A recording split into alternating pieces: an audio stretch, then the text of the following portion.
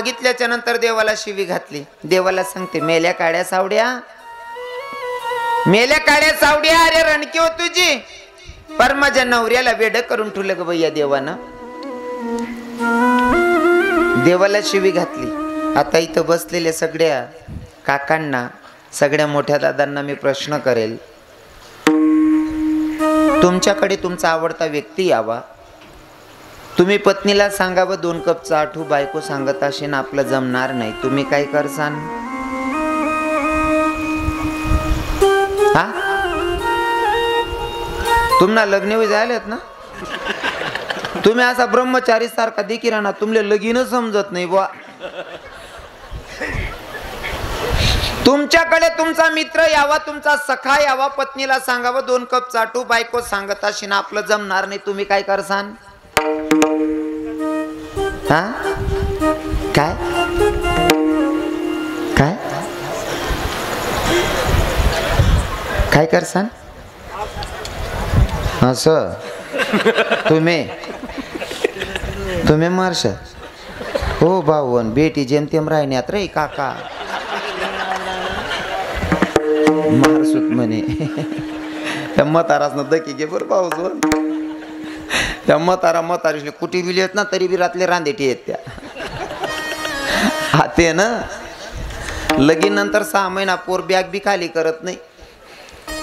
ते अंदाज लावत देखसू 6 महिना कसा आहे काय शे चांगला होईन ते बरं आहे. वायबार जर होईनाच सांगायचंय त्याला 6 महिन्यानंतर ए काढतून खिचडी लय मन बोगणं चालनूर घर.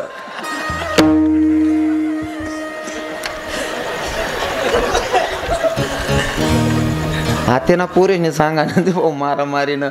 पहिला म्हाताराच ना इथला तराडा होता ना, म्हातारा वावर माईनी येत ना, त्यान पहिले म्हाताऱ्या रांदीटी येत.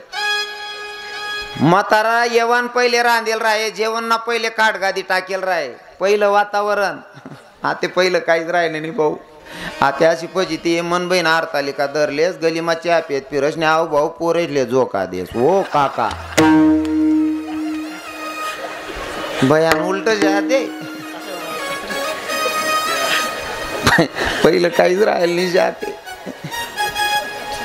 गणच परिवर्तन आहे, माराना विषयच राहिला नाही भाऊ.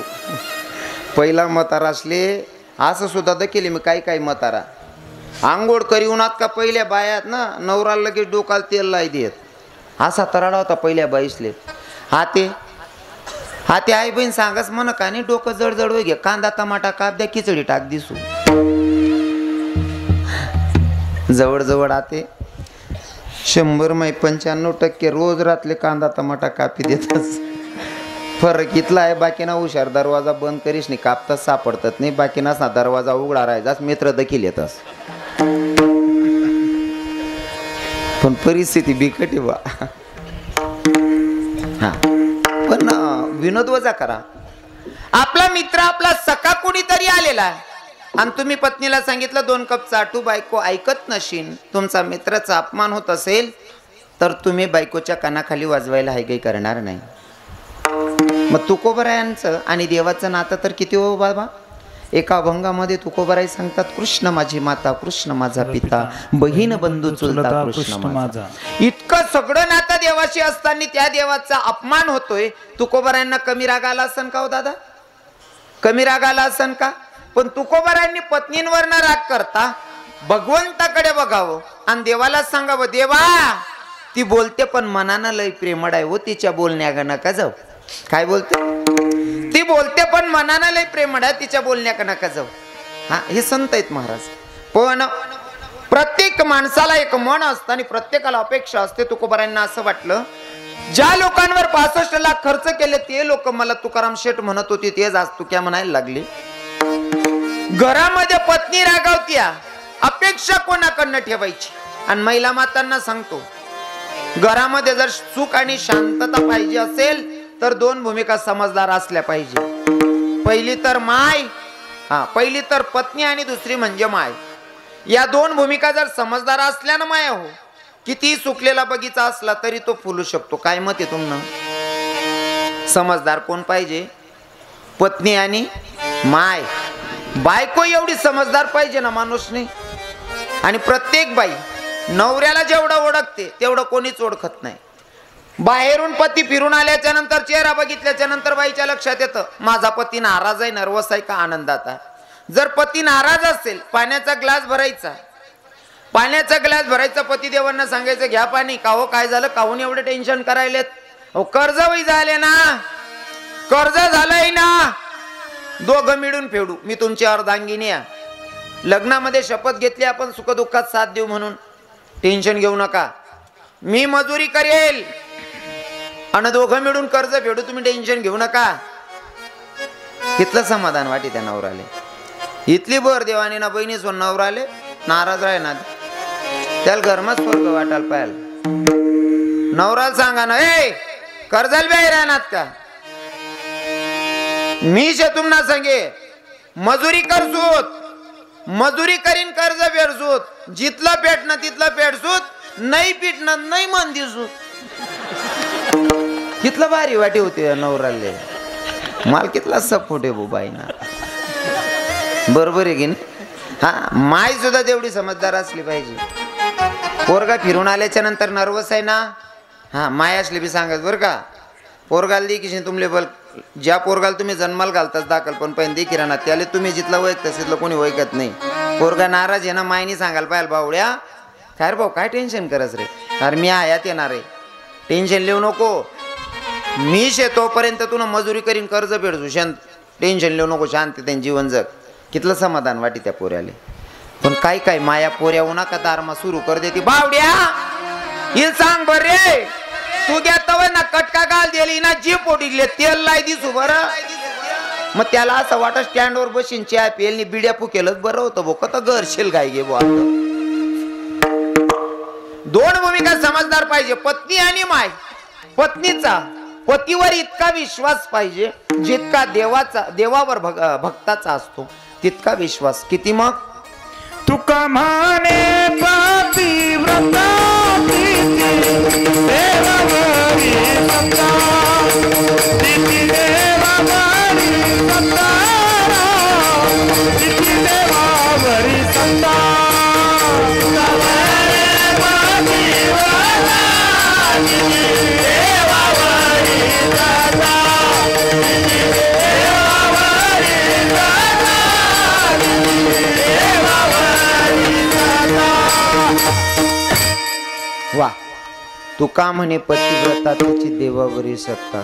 पतिव्रतेची ताकद लय भारी आहे. पर आजचा माझा अभंग मी दुसरा घेतलेला आहे म्हणून, नाही तर कालच्या दिवशी मी पतिव्रतेचीच कथा सांगितली. भगवंतावर इतका विश्वास असला पाहिजे भक्ताचा, तितकाच विश्वास पत्नीचा पतीवर असला पाहिजे. किती हे तू जो भी देना चाहिए दे दे मेरे सरकार, तू जो भी देना चाहिए दे दे मेरे करदार. हो तेरे फूलों से भी प्यार, तेरे कांटों से भी प्यार, तेरे फूलों से भी प्यार, तेरे कांटों से भी प्यार, तेरे फूलों से भी प्यार, तेरे कांटों से भी प्यार, तेरे फूलों से भी प्यार, तेरे कांटों से भी प्यार. तेरी मर्जी में विधाता कोई छोटा बड़ा राज दुनिया, चाहिए मुझे रूठे पर तो ना होना नाराज. हमें बंधन है बार बार, हमें कर ले तू स्वीकार, तू वो भी देना चाहिए दे दे मेरे सरकार. वो तेरे फूल से भी प्यार, तेरे कांटों से भी प्यार, तेरे फूल से भी प्यार, तेरे कांटों से भी प्यार, फूलों से भी प्यार, तेरे कांटों से भी प्यार, तेरे फूलों से भी प्यार, तेरे कांटों से भी प्यार.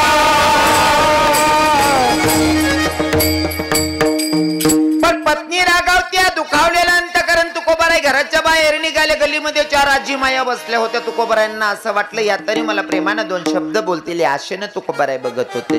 पण त्या आजी मायांच्या मुखातून वाक्य निघालं, बाई ग मेल्यानं पूर्ण संसाराची राख रांगोळीच केली म्हणले बाई. दुखावलेलं अंतकरण पुन्हा ठेच लागली. तुकोबर आहे म्हणतात, अपेक्षा कोणाकडनं करायची माझे तुकोबर आहे. पंढरपुराचा मार्ग धरला. पंढरपुराचा मार्ग धरला. अंतकरणापासून देवाचा धावा करतायत. हे बारे पांडुरंगा केव्हा भेट देती, बारे विठ्ठला तू केव्हा भेट देती, बारे पांडुरंगा केव्हा भेट देती, बारे विठ्ठला तू केव्हा भेट देती, बारे पांडुरंगा केव्हा भेट देती, बारे विठ्ठला तू केव्हा भेट देती, बारे पांडुरंगा केव्हा भेट देती, बारे विठ्ठला तू केव्हा भेट देती. चालो मी परदेशी तुझा विना, चालो मी परदेशी तुझा विना, चालो मी परदेशी तुझा विना, चालो मी परदेशी तुझा विना, तुझा विनाचं काम नाही कोणी, तुझा विनाचं काम नाही कोणी, तुझा विनाचं काम नाही कोणी, तुझा विनाचं काम नाही कोणी, तुझा विनाचं काम नाही कोणी, तुझा विनाचं काम नाही कोणी, तुझा विनाचं काम नाही कोणी, विनाचं काम नाही कोणी. अंतकरणापासून देवाचा धावा करता रस्त्यानं चालतात जे कोणी साधू संत भेटतील, प्रत्येक साधू संताला नतमस्तक व्हायचं आणि एकच सांगायचं, साधू बाबा माझ्या अगोदर जर का जगाचा मालक तुम्हाला भेटला तर माझा जहेरी सांगा, माझा राम राम सांगा, माझा नमस्कार सांगा. चालतायत तुकोबर आहे, चालतायत आणि भेटणाऱ्या प्रत्येक साधू संताला नतमस्तक व्हायचं आणि एकच सांगायचं काय, हे तुम्ही सनकादिक संत, तुम्ही सनकादिक संत,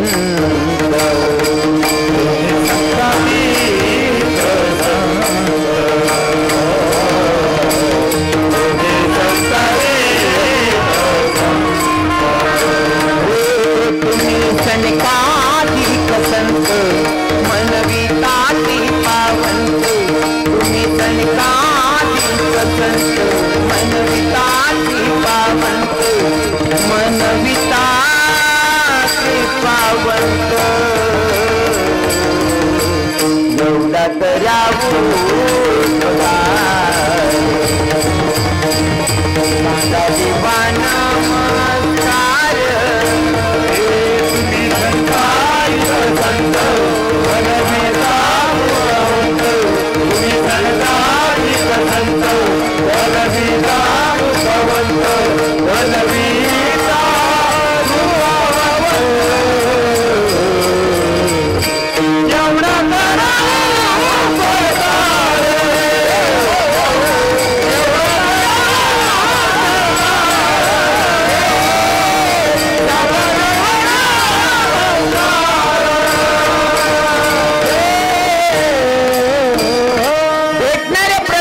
साधू संताला नतमस्तक व्हावं, एकच सांगावं, साधू बाबा माझ्या अगोदर जर का जगाचा मालक तुम्हाला भेटला तर माझा जहेरी सांगा, माझा राम राम सांगा, माझा नमस्कार सांगा. चालतायत तुकोबर आहे, चालतायत पंढरपुरात प्रवेश केला, भगवंताचं दर्शन घेतलं आणि दर्शन घेण्याचा तो काय आनंद असतो महाराज.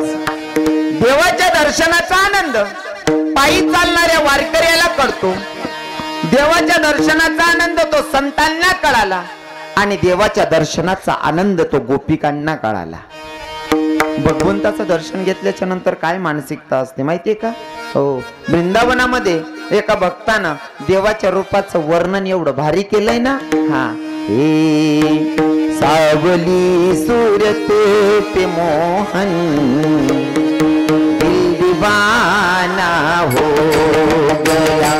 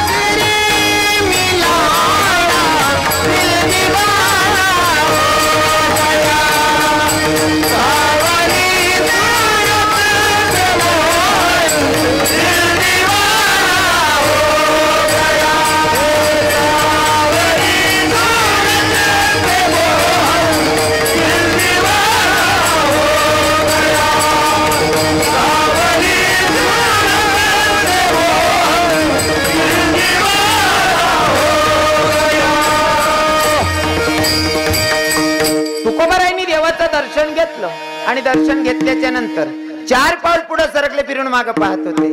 4 पाऊल पुढे सरकत होते, फिरून मागे पाहत होते. न राहता देवाना केलेला प्रश्न, तू बरा आहे? व 4 पाऊल पुढे सरकताय, फिरून मागे पाहताय, नेमकं चाललंय काय? संवाद आहे या अभंगामध्ये तुकोबरायांचा देवाशी. देवा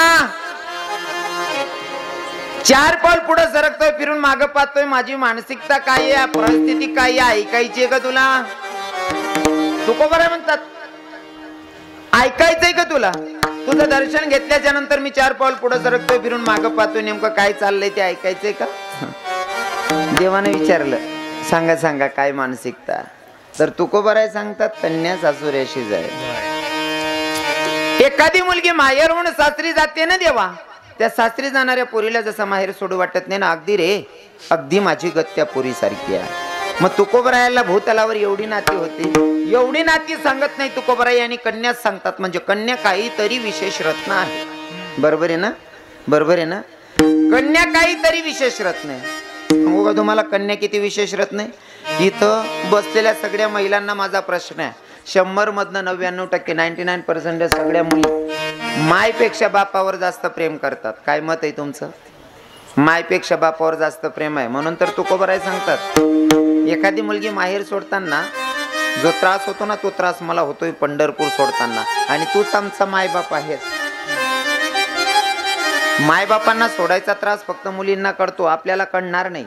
इतकं मोठं अंतकरण असतं. मी प्रत्येक कीर्तनातून महिला मातांना थोडं विनोदात बोलून जातो, पण हा अभंग घेतल्याच्या नंतर जे रिअल आहे ते रिअल मांडण्याचा प्रयत्न करतो. महिला मातांची जागा पुरुषांनी ठरवून सुद्धा घेऊ शकत नाही. ही माय जन्माला येते, ज्या घरात जन्माला येते त्या घरामध्ये 18, 20, 22 वर्षाची होते, आणि अचानक कोणत्या तरी पोराच्या घरात जाते, म्हणजे दुसऱ्या परिवारात जाते, आणि त्या परिवाराला आपलं समजून वागते. याच्यापेक्षा मोठी श्रीमंती मनाची कोणतीच असू शकत नाही.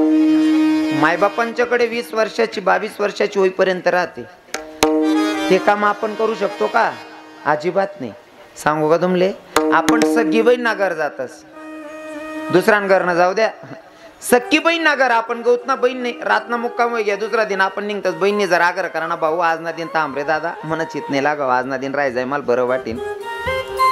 एक मुक्काम व्हायला दुसरा मुक्कामले सुद्धा तुम्ही थांबतात नाही. बहीणले सांगता नको बहीण, मन बायको पोरी वाट देखतात, 2-3 वावर मा बैली बांधेल शे, कपाशीनारी फूट जायल शे, मला जाणं पडेल.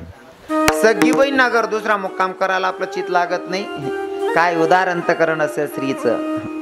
जन्माला आल्याच्या नंतर 18, 20, 22 वर्षाची मायबापांकडे होते, आणि नंतर उर्वरित आयुष्य पूर्ण दुसऱ्या परिवाराला आपलं समजून काढते. हे आपल्याला नाही जमायचं. म्हणून तर तुकोबराय कन्या सांगतात. कन्या किती विशेष आहे. किरकोळ कारणावरनं नवरा बायकोचे भांडण होऊ द्या, बोलू नका, बोलू नका, बोलू नका. कीर्तनमा बडबड करू नये, कीर्तनमा कारण नसताना उठू नये, या नियम आहेत कीर्तनमा. मला अजून बी समजत नाही लोकेश ना, तुम्ही कीर्तनमा बिनकामना का बरं बोलतस? कीर्तनमा नाही, असं जीवनमा व्यर्थ बडबड करायलाच नको बापू साहेब. काय मत येत? बरोबर आहे ना कैलास दादा? हां, व्यर्थ बडबड करूच नाही. मला बिनकामना बोलाना आवडतच नाही. मी बोलाना सुद्धा पण नसलेस लोके वायबार दमतस. आपला बोलानी किंमत व्हायला पाहिजे. नुसता आराय मारता, बाकी ना सांगते चल कुदे रे, त्याल बु कुदे राहता ये रे. काय बोलेले अर्थ शेव. बोला ना असं ना, लोकेशने पैसा द्यायला पाहिजे.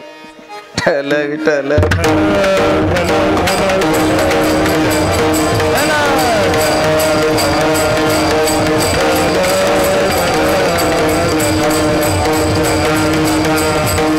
किरकोळ कारणावरनं नवरा बायकोचे भांडण होऊ द्या.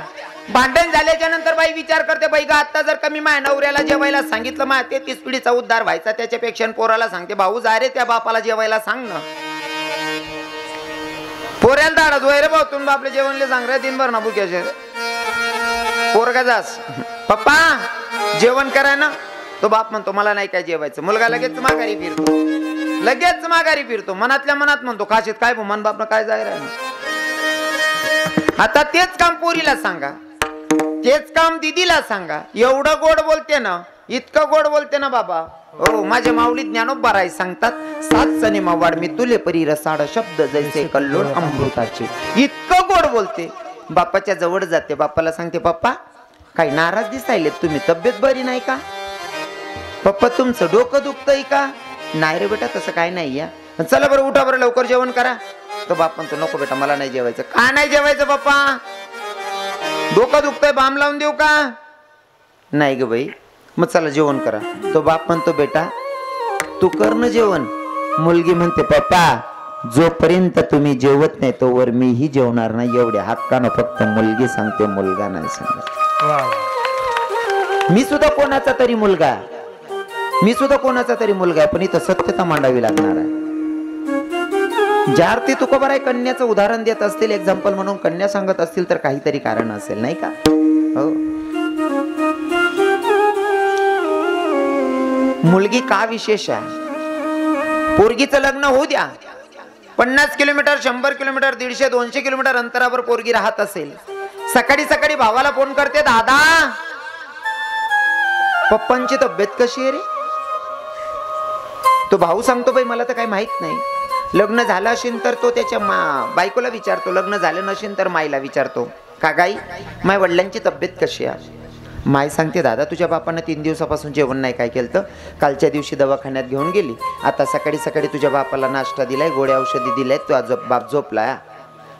तो बहिणीला रिप्लाय फोन करतो, बहिणीला सांगतो ताई बापाच्या खाटेजवळून दिवसाला 4 चक्कर मारतो तरी मला माहित नाही बाप आजारी या, आणि तू 200 किलोमीटर अंतरावरनं सांगते बापाची तब्येत खराब आहे, हे ज्ञान कुठून प्राप्त केलंस? ती बहीण सांगते दादा याच्यासाठी मोठा गुरु करायची गरज नाही रे, याला अंतकरण असावं लागतं. म्हणले कसं ग ताई?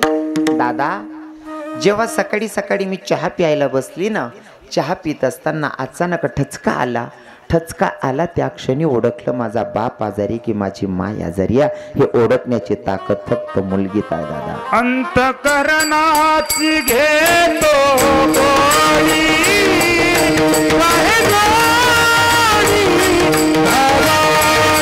भावाची, आहे गोडी भावा, आहे गोडी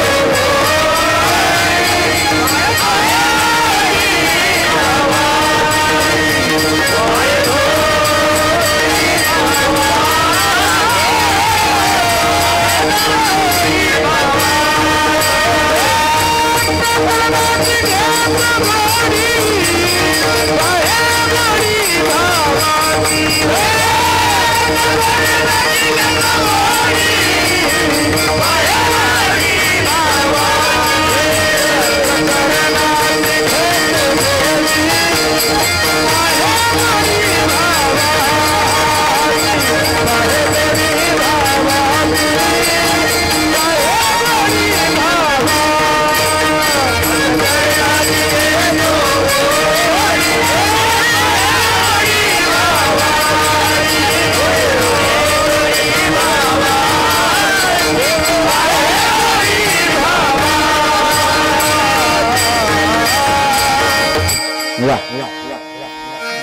महाराज मंडळी पण अशी सुधने पाहिजे बरं. हो प्रसंगाला प्रमाण आलं पाहिजे, प्रसंग होणं म्हणजे प्रमाण यावायला पाहिजे. बरोबर आहे की नाही? हो काही लोक गाडी निघ